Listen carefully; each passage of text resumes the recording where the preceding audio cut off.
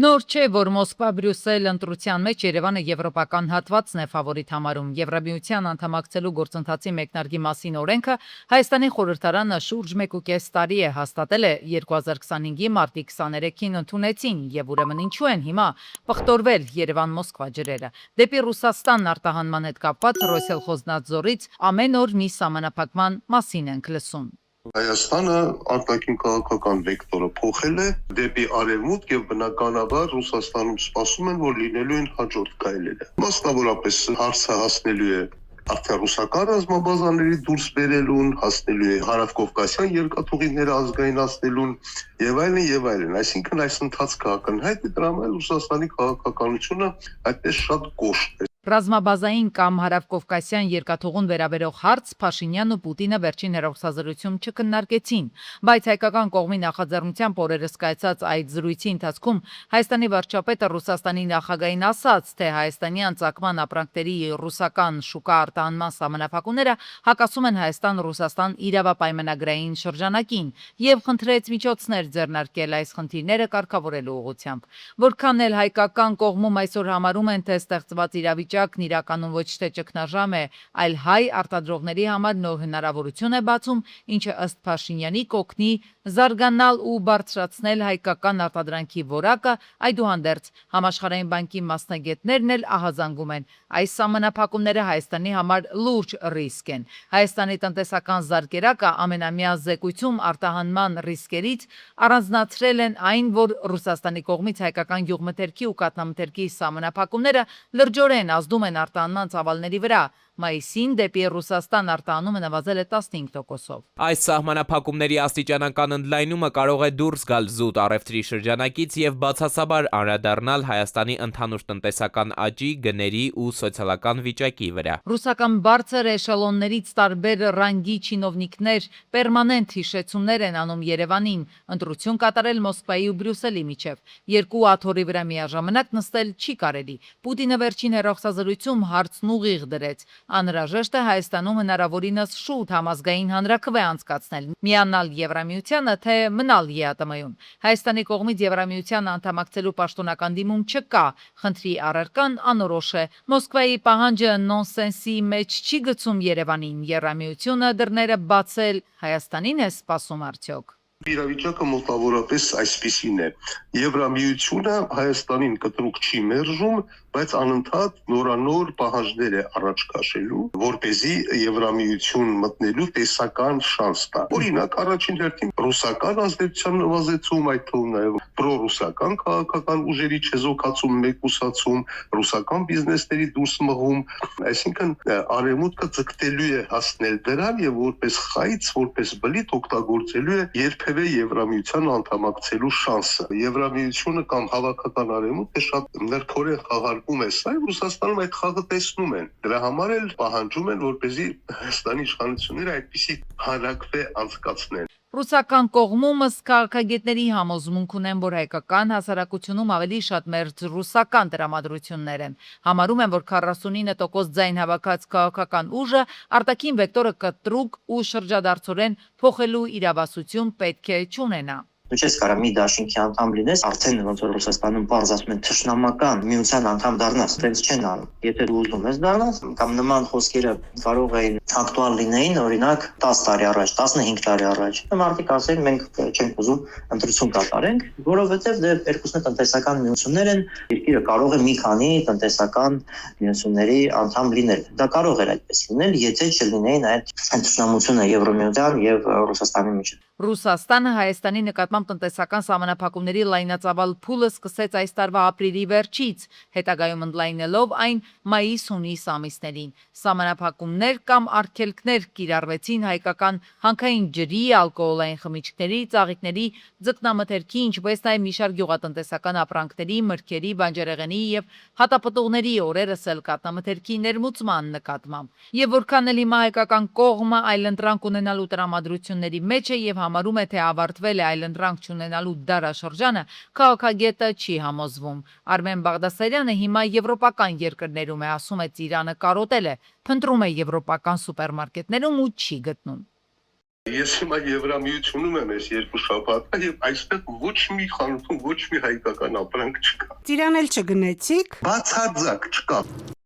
Ռուսական երկաթուղիները հետևողականորեն եւ լիովին կատարում են իրենց վերապահված պարտականությունները Հայաստանում։ Ռուսական երկաթուղիների գլխավոր տնօրեն Օլեգ Բելոզերովն է հայտնել այս մասին եւ հավելել, որ ռուսական երկաթուղիները մտադիր են պահպանել Հայաստանի հետ կնքված կոնցեսիոն պայմանագիրը, իսկ եթե պայմանները փոխվեն կամ դադարեցվեն, ապա ռուսական կողմը կունենա ներդրումների վերադարձի ակնկալիք։ Ավելի վաղ Նիկոլ Փաշինյանը հայտնել էր, որ Պուտինի հետ հեռախոսազրույցի ժամանակ երկաթուղու հետ կապված քննարկում չի եղել, բայց դիրքորոշումը նույնն է, դա մեր սեփականությունն է, եւ Հայաստանը պետք է հնարավորություն ունենա երկաթուղին օգտագործել այնպես, ինչպես նպատակահարմար է գտնում։ Ռուսաստանի տնտեսական զարգացման նախարար Մաքսիմ Ռեշետնիկովը հայտարարել է, որ ԵԱՏՄ-ից դուրս Հայաստանը դժվար թե ստանա ռուսական գազի համադրելի գին։ Նրա խոսքով Ռուսաստանը Հայաստանին գազ է մատակարարում 1000 խորանարդ մետրի դիմաց 177.5 դոլարով, ինչը զգալիորեն ցածր է եվրոպական շուկաների գներից, եւ ըստ նրա տարեկան մոտ 1 միլիարդ դոլարի աջակցություն է։ Հայ-վրացական պետական սահմանին առաջացող հերթերի հարցը քննարկվել է Վրաստանում։ Հայաստանի ազգային անվտանգության ծառայության սահմանապահ զորքերի պատվիրակությունը վրացական կողմի հրավերով եղել է Թբիլիսիում։ Հանդիպման ընթացքում քննարկվել են սահմանային անվտանգության ապահովման սահմանապահ գերատեսչությունների միջև գործակցությանն առնչվող հարցերը, ինչպես նաև վերահաստատվել է գործակցությունը շարունակաբար զարգացնելու պատրաստակամությունը։ Այցի ընթացքում հայկական կողմը այցելել է նաև Վրաստանի ներքին գործերի նախարարության 112 հանրային անվտանգության կառավարման կենտրոն։ Հայաստանում տեղի է ունեցել Եվրամիության վիզաների ազատականացման գործողությունների ծրագրի աշխատանքային խմբի նիստը, քննարկվել է Եվրոպական հանձնաժողովի առաջին գնահատման զեկույցում ներկայացված առաջարկությունների կատարման ընթացքը, վիզաների ազատականացման գործընթացն առաջ մղելու նպատակով։ Ստամբուլի հայկական Սուրբ Կարապետ գերեզմանատան դեմ հարձակման գործով առաջին դատական նիստը նշանակվել է օգոստոսի 20-ին, ինչպես տեղեկացնում է Ստամբուլի հայկական ԱԿՕՍ-ը, գործով միակ մեղադրյալ 55-ամյա Մուհարեմ Քյունն ընդունել է մեղքը, նշել, որ զղջում է արարքի համար։ Նա պնդել է, թե գործել է ինքնուրույն եւ որևէ մեկը չի ուղղորդել իրեն։ Նշենք, որ այս տարվա հուլիսի 7-ի գիշերը Ստամբուլի հայկական Սուրբ Կարապետ եկեղեցի մտած անձը կամ անձինք կոտրել են 6 գերեզմանակարեր եւ 1 հուշաղբյուր։ Իրավապահները ուժեղ Հայաստան դաշինքի падգամավոր Նարեկ Կարապետյանի տանը իրականացրել են քննչական գործողություններ։ Սամվել Կարապետյանի առաջնորդած քաղաքական ուժից Ալեքսան Ալեքսանյանին առնչվող քրեական վարույթի շրջանակում։ Քննչական կոմիտեից լրատվամիջոցներին միայն այս տեղեկությունն են հաղորդել։ Ավելի վաղ ի դեպ դատարանը որոշել էր Ալեքսանյանի կալանքը երկարաձգել 2 ամսով։ Իր հերթին Նարեկ Կարապետյանը լրագրողների հետ զրույցում հայտարարել է, որ իր գնահատմամբ տեղի ունեցողը քաղաքական հետապնդումների դրսևորումներից հերթականն է, իրենց ընդդիմադիր կեցվածքով պայմանավորված։ Պարզ արտահայտված քաղաքական գործոնով, քաղաքական գործունեությամբ զբաղվող մարդկանց փաստորեն արգելվում է քաղաքականությամբ զբաղվել։ Ուղղակի ամեն ինչի պատճառը քաղաքականությամբ զբաղվելն է։ Չկա որևէ այլ պատճառ ու սա է հիմնական այն ամբողջ այս պատմության հիմքը։ Ուզում է ասել, որ մարդ քաղաքականությամբ չզբաղվի, բացի իմ կողմից նշանակված սատելիտներին։ Դա այդպես չի կարող լինել, որովհետև մենք պետք է մեր երկրում քաղաքականությամբ զբաղվենք, որտեղ ինքը սխալ ճանապարհով է տանում, ինքը հիմա էլ է սխալ ճանապարհով տանում։ Նոր ազգային ժողովում միշտ զգացվելու է ԲՀԿ-ի եւ մեր ծրագրի առաջարկ Հայաստանին պակասը, ասված է ԲՀԿ կալանավորված առաջնորդ Գագիկ Ծառուկյանի հայտարարության մեջ։ Ծառուկյանը ասել է, որ տեսնում է, որ Հայաստանը կանգնած է ցնցումների մեծ հավանականության առաջ։ Ընդ որում խոսքը ոչ թե տեսական ապագայի, այլ շատ իրական ամիսների հեռանկարի մասին է։ ԲՀԿ առաջնորդը ասել է, թե իրեն չափազանց մտահոգում են երկրի տնտեսական խնդիրները։ Մեր առաջ նման սուր ընտրության հարց դնում են թե Արևմուտքը, թե Ռուսաստանը։ Հայտարարության մեջ ասվում է, թե սա արդեն իշխանություն ընդդիմություն պայքարի խնդիր չէ եւ վնասները կրելու են բոլորը։ Հունվար-հունիս ամիսներին Ռուսաստանում հայկական կոնյակների մանրածախ վաճառքը տարեկան կտրվածքով նվազել է 12.2%-ով։ Սա բխում է Կոմերսանտին տրամադրված շուկայի մասնակիցների տվյալներից։ Կոնյակի ընդհանուր պահանջարկի մեջ Հայաստանի բաժինը կազմել է 20%, ինչը տարեկան կտրվածքով 1.7%-ային կետով անկում է։ Սա պայմանավորված է Ռոսպոտրեբնադզորի կողմից 3 հայ արտադրողների արտադրանքի վաճառքի դադարեցմամբ։ Շուկայի մասնակիցների գնահատականների համաձայն 26 թվականի առաջին կիսամյակում կոնյակի վաճառքը բացառությամբ ֆրանսիականի տարեկան կտրվածքով նվազել է 4.6%-ով, մինչդեռ ոչ ալկոհոլային գինու վաճառքը նվազել է 3.7%-ով։ Հայաստանում նախատեսվում է սահմանել էլեկտրոնային առևտրի ապրանքների առանձնացված հաշվառման վերաբերյալ հաշվետվության ձևը, ինչպես նաև այն պետական եկամուտների կոմիտեին ներկայացնելու կարգը, ժամկետը եւ պարբերականությունը։ Նախագծի համաձայն էլեկտրոնային առևտրի օպերատորները հաշվետվությունները Պեկին կներկայացնեն կիսամյակային կտրվածքով, յուրաքանչյուր կիսամյակի ավարտին հաջորդող ամսվա 20 ներառյալ։ Հաշվետվությունները կներկայացվեն մաքսային հայտարարագրման էլեկտրոնային համակարգի միջոցով։ Աբովյան փողոցի եւ Սայաթ Նովայի պողոտայի խաչմերուկի հետիոտնային հատվածից ապամոնտաժվել են համայնքային սեփականություն հանդիսացող հողատարածքի վրա գտնվող ապօրինի մետաղական կրպակները։ Քաղաքապետարանից հայտնում են, որ տարածքը կբարեկարգվի եւ կվերադարձվի քաղաքին։ Նշվում է, որ քաղաքապետարանը ակտիվորեն շարունակելու է համայնքային հողամասերը ինքնակամ կառույցներից ազատելու գործընթացը։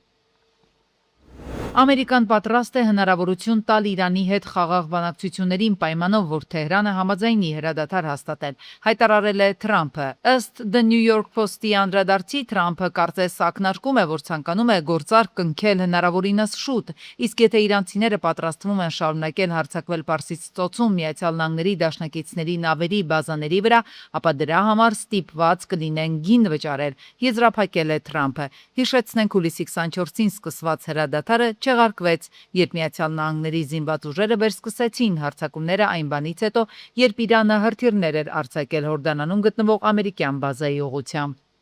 Իրանի զինված ուժերը աննախադեպ զանգվածային հարվածներ է հասցրել Իրաքյան Քուրդիստանում ահաբեկիչների բազային, հաղորդվել է նաև Բահրեյնում Շեյխ Իսայի ամերիկյան ռազմաբազային հարվածելու մասին, ընդ որում հաղորդվում է, որ Պենտագոնը ստիպված կրճատում է ռազմական ներկայությունը Քուվեյթում, ամերիկյան ռազմակայանների իրանական կանոնավոր հարվածների ֆոնին ռիսկերը նվազեցնելու համար։ Թրամփը հայտարարել է Գազայի հատվածում Համասի եւ մյուս զինված խմբավորումների լիակատար զինաթափման շուրջ ձեռք բերված համաձայնության մասին։ True Social ցանցում Միացյալ Նահանգների նախագահը շնորհակալություն է հայտնել Կատարին, Եգիպտոսին եւ Թուրքիային միջնորդական ջանքերի համար եւ հայտարարել է, որ Համասի եւ դաշնակից պաղեստինյան խմբավորումների զինաթափումը պետք է իրականացվի փուլ առ փուլ։ Համասի բարձրաստիճան ներկայացուցիչները հաստատել են պայմանավորվածության փաստը, Իսրայելը սակայն առայժմ չի մեկնաբանել տեղեկությունը։ Financial Times-ին տված հեռախոսային հարցազրույցում Միացյալ Նահանգների նախագահ Թրամփը ի թիվս այլ խնդիրների խոսել է Ուկրաինային Patriot զենիթահրթիռային համակարգերի հրթիռների արտադրության լիցենզիա տրամադրելու մասին։ Նա ակնարկել է, որ այնքան էլ վստահ չէ կթույլատրի արդյոք Ուկրաինային արտադրել հրթիռներ Patriot զենիթահրթիռային համակարգերի համար։ Հիշեցնենք, Patriot-ի հրթիռները կրիտիկական նշանակություն ունեն եւ անհրաժեշտ են Ուկրաինային ռուսական բալիստիկ հրթիռների հաճախակի դարձած հարվածները հետ մղելու համար։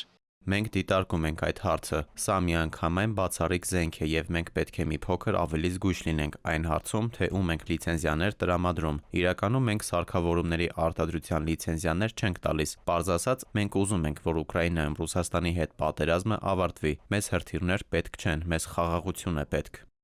Ուկրաինայի նախագահը Ռուսաստանին մեղադրում է հյուսիսկորեական հրթիռներով Դնեպրոպետրովսկը թիրախավորելու համար։ Զելենսկու հաղորդմամբ Ռադուշնոյե գյուղի վրա հարձակման ժամանակ զոհվել է 6 հոգանոց ընտանիք։ Նա կոչ է արել դաշնակիցներին ոչ միայն դատապարտել ռուսական հարվածը, այլև մատակարարել հոբ հրթիռներ եւ ճնշում գործադրել Ռուսաստանի վրա հարձակումները դադարեցնելու համար։ Հուլիսի 30-ին Նոր Հաչնի կամրջի տակ գետի ափին երիտասարդի մարմին է հայտնաբերվել։ Ժամանել են Կոտայքի մարզային փրկարարական վարչության ծառայողները վարչության պետի ու Աբովյանի շրջփրկարարական ջոկատից մեկ մարտական հաշվար ջոկատի հրամանատարի պաշտոնակատարի գլխավորությամբ։ Տեղում էր Նոր Հաչնի շտապօգնության բժիշկների հերթապահ խումբը, նախնական տեղեկություններով մահացածը Ռուսաստանի քաղաքացի է։ Արդեն իմ տեղեկություններով ոստիկանության համայնքային ոստիկանության գլխավոր վարչության Նայիրի բաժնի եւ Աբովյանի բաժնի ծառայողները պարզել են մահացածի ինքնությունը, սակայն այս պայն նախաքննության շահերից ելնելով չեն հրապարակում, պիտի իրականացվի դիակի ճանաչում, բայց իմ տեղեկություններով մահացածը Ռուսաստանի Դաշնության քաղաքացի է։ Հուլիսի 30-ին վրաերթ է եղել Մայրաքաղաքում Օփել Ազատության պողոտայից դեպի Սարալանջ տանող հատվածում վրաերթի է ենթարկել փողոցը չթույլատրելի հատվածով անցնող 20-ից 25 տարեկան մի աղջկա, մինչդեռ մի փոքր այն կողմ ստորգետնյա անցում կա։ Վարորդը փախուստի չի դիմել, հազանգել է Երևանի շտապ օգնություն, օպերատիվորեն ժամանած բժիշկների հերթապահ խումբը տուժածին տեղում առաջին բուժօգնություն է ցուցաբերել, հետո տեղափոխել Հերացու անվան թիվ 1 համալսարանական հիվանդանոց։ Վարորդը սթափ է եղել։ Օպերատիվորեն ժամանել են նաև ներքին գործերի նախարարության, ոստիկանության, բարեկային ծառայության, Երևան քաղաքի գնդի 4-րդ գումարտակի վաշտերից մեկի պարեկները գումարտակի հրամանատար Դավիթ Տիտովոսյանի, վաշտի հրամանատար Արմեն Զաքարյանի գլխավորությամբ։ Հուլիսի 30-ին Վանաձորի Նարեկացի փողոցում բախվել են 20-ամյա Սեյրանի Վազ 2107 եւ 25-ամյա Վահանի Բեմբեն։ Վարորդներից Սեյրանը վնասվածքներով տեղափոխվել է Վանաձոր բժշկական կենտրոն, ժամանել են ոստիկանության բարեկային ծառայության Լոռու մարզի գումարտակի առաջին վաշտի առաջին դասակի պարեկները։